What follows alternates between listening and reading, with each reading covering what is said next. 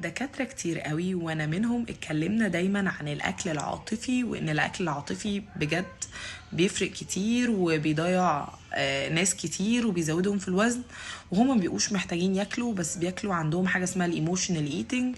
يعني بياكلوا من غير ما هما يكونوا محتاجين الاكل، بس حالة زهق، حالة توتر، حالة اكتئاب، بتبقى عندهم على حسب كل واحد، خوف، قلق، فبيبتدي يزود في كمية الاكل. وبرضه بتسأل نفس السؤال: يا دكتور اعرف امتى ان انا عندي ايموشنال ايتنج؟ هتعرف من حاجة بسيطة جدا. ايه هي دي؟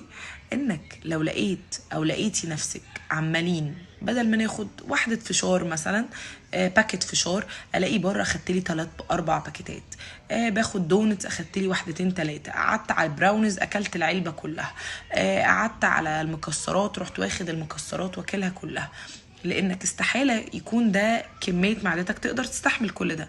فانت بتعمل ايه؟ انت بتفضل تاكل تاكل لغاية ما تحس ان الاكل خلاص طلع لفوق، يعني انت مش قادر هترجع حرفيا. وفي ناس كمان بتضغط على نفسها وبتفضل مكملة في الاكل.